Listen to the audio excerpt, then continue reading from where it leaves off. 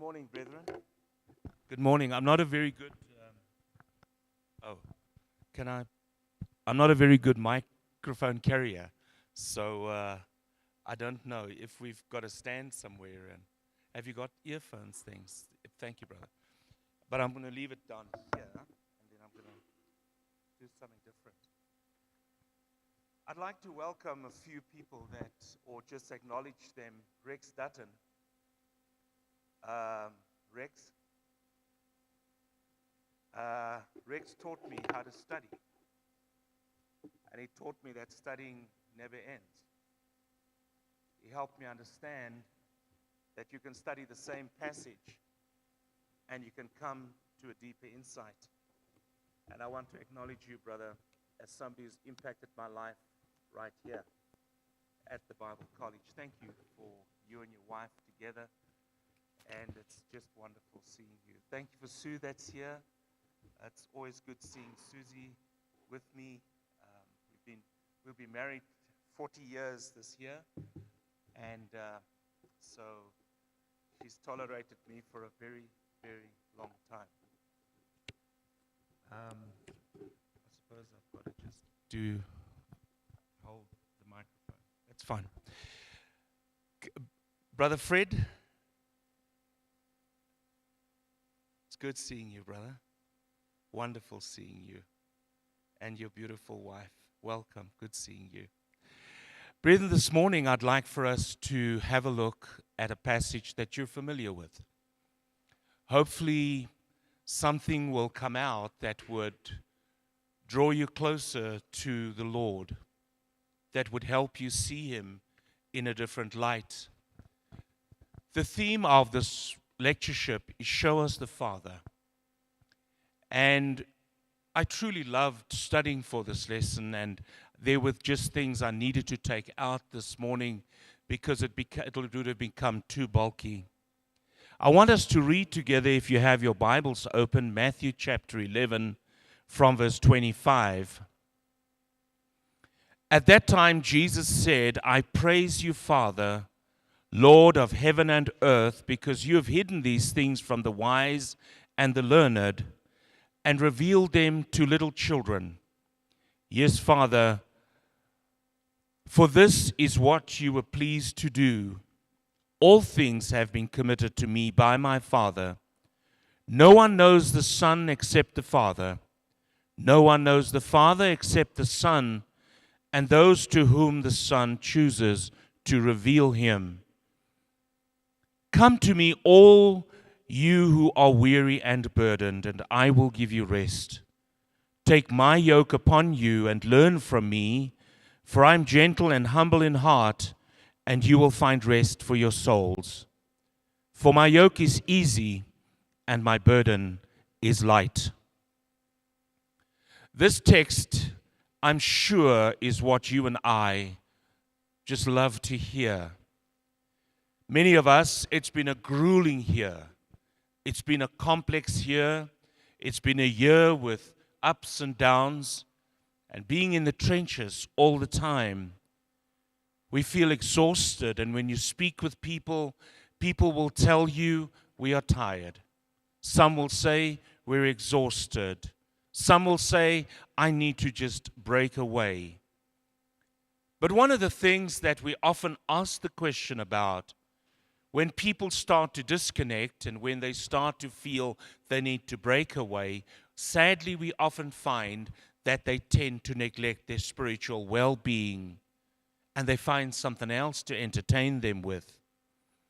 There are numerous factors, obviously, that affects our sense of rest and ease. Many times it's jobs, dealing with children, also careers and studies, health issues, maintaining what God has given us. But I want to think back many years ago when the computer came into our world. It was a time when the discussions were rife with, it's going to be a great time in the history of humanity because we would only be able to work for 20 hours because the computer will reduce the amount of hours that we have to work. What are we going to do with all that excess time, was the narrative at that time. Well, what we discovered is exactly the opposite. Our computers now have got us into contact with each other from around the world. The very thing that was supposed to be a reduction in terms of our efforts and so on now became something that weighs us down, and it also allows us to work harder, work longer hours, and it's now inside our homes rather than just in our offices. But there is something about this text that I want to point out that hopefully will make you think slightly differently about your walk with God. Firstly, that Jesus Christ was preaching and teaching in a religious, existent powerhouse of people, primarily your Pharisees and your Sadducees. And those men would have pretty much have a rule for this, they have a rule for that, and they pretty much regulated the lives of all of Israel. And so these men were the kind of people that pretty much governed the lives and the spiritual lives of people. Well, we sought to pick up from Jesus Christ that he had a very dim view of the religious elite of the time.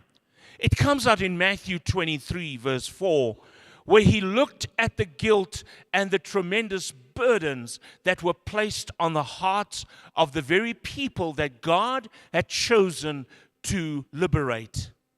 So in Matthew 23, verse 4, he says, they tie up heavy burdens, hard to bear, and lay them on people's shoulders.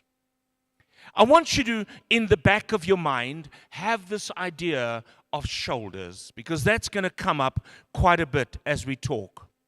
You see, what happens is the very thing that was supposed to draw people closer to God, that was supposed to point them to this kind of utopic relationship they would have with God, has now become burdensome with all the kind of rules and regulations that really, really weighed them down. Many years ago, I read a book called Not a Fan by a man called Kyle Idleman. And in this book, he speaks about us being fans of Jesus. He speaks about the idea that we really and truly enjoy the outer appearance of knowing this great man, applauding him, singing worship songs to his praise, glory, and honor. But inside of our hearts, the inner connective tissue of emotional connection with Jesus, personal transformation in our character, in our behavior, just becomes very vague. And in fact, there's no connectiveness. People call that cognitive dissonance, where our belief system does not match what we are and who we are.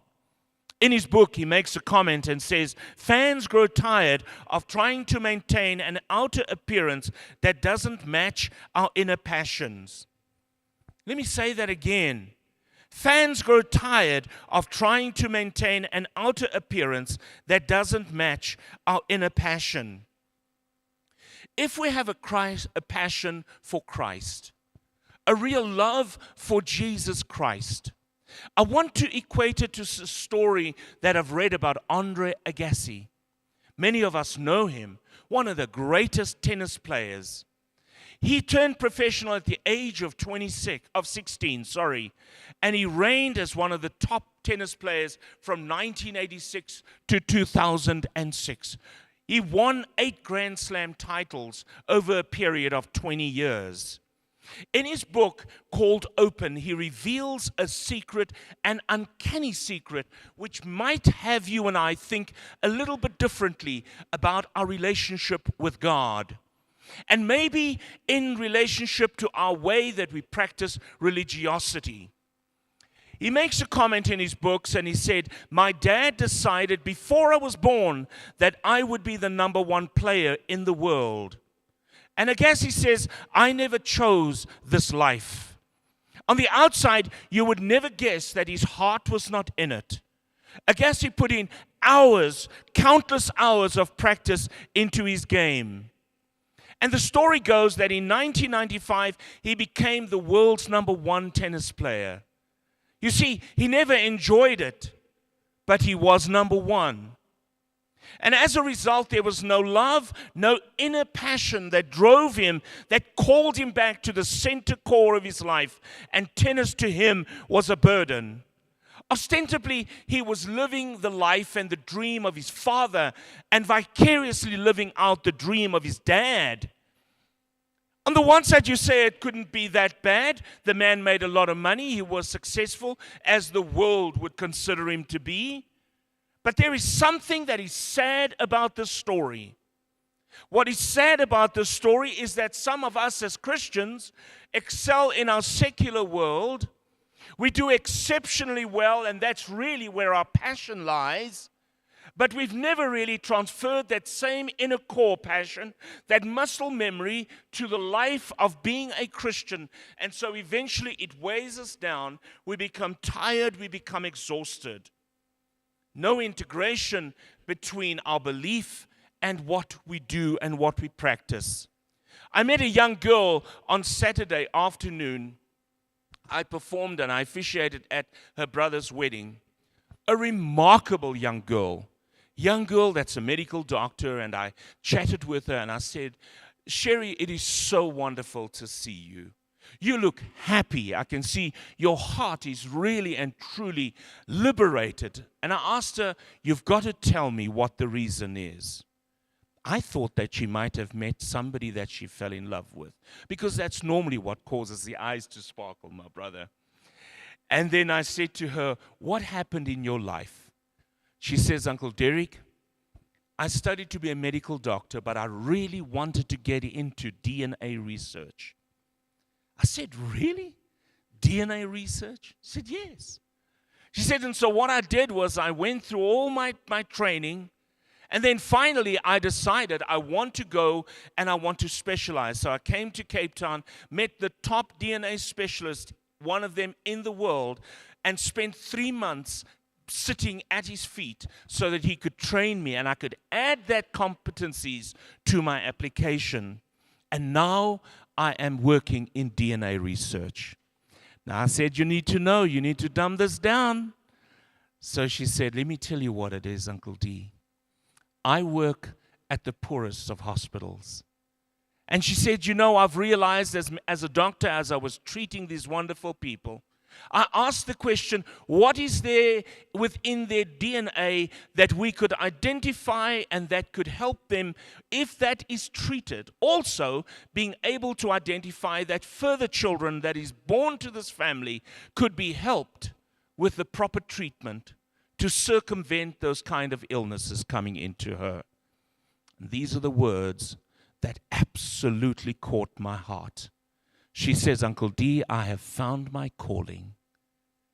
I have found my calling because I've always found this disconnect with my belief." She says, "Finally, I am an instrument in the hand of a righteous God to be able to do the most amazing life-changing changes to the life of human beings, the epitome of God's creation." She says, "I found my calling."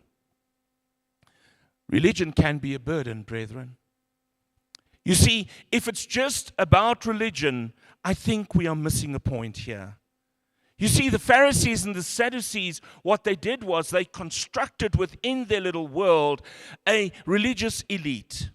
Let me just explain 2 things about the Pharisee and the Sadducee. Firstly, you don't become a Sadducee. You have to be born into the right family. And so there were other requirements, but the issue is you have to be born into it. The second one is a Pharisee. Doesn't matter which family you are born into. Instead, hard work is what really got you to be a Pharisee. And so being a Pharisee required an incredible amount of study of Scripture, being able to memorize and also have theological training. Interestingly enough, I wonder if it's not the kind of categories that you and I fall into. Sometimes we are born into families that are Christian, and we take that for granted. We somehow feel that the reason I'm worshiping God is because I need to keep the reputation of the family and honor the heritage of my family. And I can externally want to have compliance, but inside of my heart, I have that fundamental disconnect that I have not really owned. On the other hand, some Christians are like Pharisees. And here's where I get very scared of myself, because my intellectual knowledge and following all the rules becomes the goal in and of itself. And so that becomes the definitive, doing the right things right. You see, Jesus Christ comes into this kind of religious environment and he says, I will give you rest. It was remarkable when I was reading this text again. It just seems like such a simple text that he could be speaking of something that is so fundamentally just what we all need. And so he appeals to the flesh and he says, I'm going to help you. I'm going to stand by you. But the question is there something far deeper than this? Luke chapter 5 and verse 5, we know that Jesus Christ also spoke to disciples who have been working all night trying to catch fish, hours and hours of hard work, and nothing to show for it. And so Jesus says to them, and he says to you and I want you to know that I want to give you some rest. 40 years, the Israelites listened to the promises of God. The promises of God was especially while they were heading toward Canaan. 40 years they traveled in the wilderness until finally they arrived at the land of rest. You see, many times that same promise has been made and we all look forward to that, to be with God in heaven one day. But the Hebrew writer makes a comment in Hebrews 4 verse 9, there remains rest for the people of God. Revelation 14:13, one of the blessings given in that book is, blessed are the dead who die in the Lord from now on, that they may rest from their labors. The ability to rest is something that I think we don't fully understand, and I think we will also only grasp when we are in the presence of God, and that's fine with us. You see, Jesus Christ speaks also through Paul in Galatians 6:2. And I want to value Owen's comment where he says the idea of also helping others in relieving the burdens that they are going through. And God considers us too honorable for us to get involved. What are those burdens that he might be talking about in the congregation or outside of the congregation? I suppose burdens of loneliness, burdens of taking care of sick relatives, burdens of disappointment, rejection, and of addictions. But Psalms chapter 55 starts to open up a window for us to look into God himself. He says, cast your burden on the Lord and he will sustain you. I love the way the Message translates it. He says, pile your troubles on God's shoulders. He'll carry your load and he'll help you out. You see, the reality is when things become complicated, he says, come to me, all of you are struggling with life in any way, shape, or form, and I want you to come because I will give you the relief. Sue and I have been blessed to visit our daughter and son-in-law and the grandchildren in the States. And one of the things that they want is a little bit of South Africa. And so we've got wonderful friends there as well. And the one guy that we really love so much, Dr. Bill Bajans, an incredible scholar, he loves just to have Simba chips. And I think it's a chutney flavor. And so off we go with bags of chocolates and cool drinks and stuff for them. And so we lug all of this across. But boy, we are grateful to just hand it over, because the burden is now being relieved. And I would imagine that's what God views us a little bit in that way. Jesus Christ in Matthew chapter 11 verse 30 says, for my yoke is easy and my burden is light. And here is something that we start to look, and there's a little bit of a kink. I'm busy with a bit of an academic work on a certain component, just a small component on marriage. And something struck me. something struck me about God that I might not have seen had I not looked into that text. Firstly, there's a few things that struck me about Jesus. Jesus was an extremely straight shooter. Jesus in Luke 11 verse 46 says to the Pharisees, he says, "Woe to you, lawyers, for you load men with burdens hard to bear, and you yourselves do not touch the burdens with one of your fingers." And Jesus Christ spoke with disdain about the religious elite that did not understand that the entire lifting, the entire purpose of walking with God was to liberate them to walk freely, to honor God in the most incredible way. I want us just to look at something very small this morning. It's something that really struck me when I was preparing for a paper. In the Hebrew text, in Deuteronomy chapter 6 and verse 4, it says the following: Shema ye Israel, Adonai Eloheinu, Adonai Echad, Baruch Shem Kavod Malkuto, La'olam Va'et. And what that means in English is, "Hear, O Israel, the Lord our God, the Lord is one. Blessed is the name of his glorious kingdom forever and ever." A few things struck me about this because I had to look a little bit into the practice of how these folk put their faith together. And the idea is that centrally to the heart of every person that's a Jew, he would have the idea of the oneness of God. Remarkably interesting is that Jesus in Matthew chapter 19 and verse 6, Mark 10 verse 6 says, "They are no longer two, they are now one." Malachi 2:15 says, "Has not the Lord made them one?" Genesis chapter 2 verse 22 makes the same phrase in Hebrew, says, "V'hayu lebasar echad," meaning, and they will become one flesh. Interestingly enough, and here's where it becomes really fascinating, because inside of this, you start to look at the idea of become one flesh. What does that mean? It means the following. It means yoking together for a common purpose. Yoking together, in other words, putting this wonderful idea of a yoke over the shoulders of animals. And Jesus Christ, by effect and by extension of Matthew 11, verse 28, is saying, "I want you to come so that I can yoke with you." What is remarkable about this? Ezekiel chapter 1, verse 11 and verse 23, the word that is transliterated, meaning havar, means load together. The idea of God saying, when you are spiritually tired and you are working so hard, if you are tired of doing life, he said, "I want you to come, become one with me, yoke with me, and I will give you the kind of rest that you never would have imagined."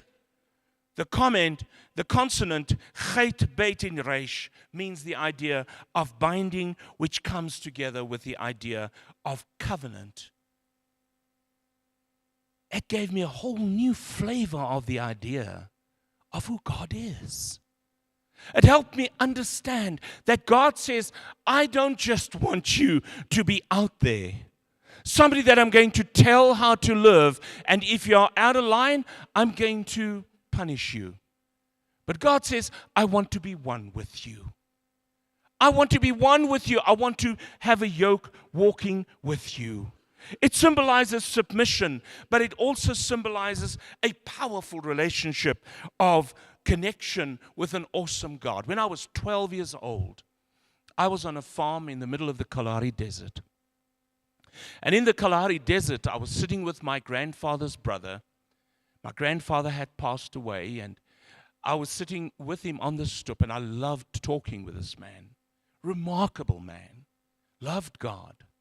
And I always asked him, "Why don't you leave this desert and go and buy a farm where there's a lot of water?" He said, "I will not do anything like that because I'm closer to God when there's scarcity."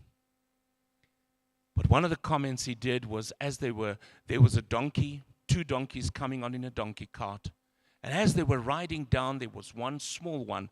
I still remember him, a little black one, and there was a gray one that was riding together. And I watched as the gentleman that was riding the donkey cart and steering the donkeys. And he said, my uncle said to me, I said, now, that's kind of unfair because you find the small donkey, he's not able to pull the cart. And my uncle said, if you look closer, you will see that the larger donkey had been tethered in such a way that he carries the greater load. And so this little donkey is running along just for the fun of it, having a lot of fun, thinking it's absolutely amazing. And he's in training. And as time goes on, they would then loosen the straps on the larger one and increase the load on the smaller one to strengthen him. It reminded me of Jesus, where he takes the greater load on the cross. And so often I feel so proud of myself. We don't. That we've done it, or we've done X, Y, and Z. And then we realize that he'd been carrying the greater load all the time. Because when we were yoked into him, we understood that in this environment and our relationship with him, this yoking together with him, he pulled us so that we would catch his rhythm. You see, brethren, when we look at our walk with God, it is everything to do with us being in that covenant relationship with God. That literally between that external compliance and doing the will of God is that internal connection and love that we have for God. That truly drives us to want to be obedient to him in every possible way. I'm reminded many years ago also of muscle memory. Let me just close that thought off very quickly. By the way, I was going to have a story on me learning how to play piano. I was the worst pianist in the entire world, and the nuns made sure of that because they smacked me on my knuckles. Let's leave that there. But Hebrews 5 touches on a text that I really think would be helpful. Solid food is for the mature, for those who have their powers of discernment are trained by constant practice to distinguish good from evil. And here it comes to the idea of commitment, the idea of staying tethered to God, the one of understanding that there are moments when I struggle and then I draw closer to the one that says, come to me. By extension, come close to God. He speaks of a lifetime of commitment. But I want to warn us that the idea of muscle memory and training and having an internal compass of morality is not something that happens overnight. We look at the life of Joseph being tempted by Potiphar's wife. In Genesis 39, when we look at what happened to him in a moment of temptation, it becomes evident that there are two things that he'd already made up in his mind. Firstly, to honor God and never to dishonor God. Secondly, it was never ever to step into a forbidden space that is exclusively reserved for his master. In the same way, we never exceed our boundaries that God had placed between us and another man's wife, or us as married men and a single woman. Those boundaries are set, and why am I using that? Because the same word in the Hebrew means to set a boundary. In other words, when we are yoked together with God, he sets a boundary, and you cannot go over that boundary. And because of your training, because of what happened to Joseph, we draw encouragement where he says, I can't go there.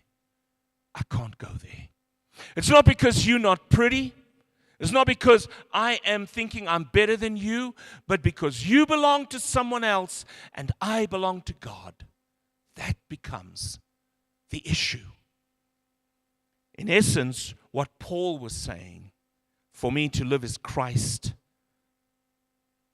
I have been crucified with Christ, and I no longer live, but Christ lives in me. And so the idea and echoes through our hearts that I am not my own. I belong to someone else. You see, brethren, nothing in our spiritual growth is going to give us instant results. It's a lifetime of connectivity to God. A lifetime of living a disciplined, connected life. It's a lifetime of spirituality and training in the Word of God, reading it for myself. And that is why when Jesus Christ says, "Come to me, all of you who are laboring and are heavy laden, and I will give you rest. Take my yoke upon you and learn from me, for I'm gentle and lowly in heart, and you will find rest for your souls. For my yoke is easy and my burden is light." Here's what he also says to us, guys. There's one burden specifically that he wants to help us with. He says, and it's sin in our life. Psalms 38, verse 4, For my iniquities have gone over my head. Like a heavy burden, they are too heavy for me. And Jesus Christ will utter these words and say, it's time to let it go. It's not for you to carry. You see, we're living in a fallen world, brethren. And the beautiful part of it is that God has never given up on us. No matter who we are, no matter what we think we are, no matter what heritage we think we have inherited, he still says, following me is an absolute joy. Come on, get those burdens lifted. I pray this morning that you were encouraged and that in some small way I would have contributed to you and I and us as a family here to walk deeper and longer with our Lord Jesus Christ. Thank you for having me.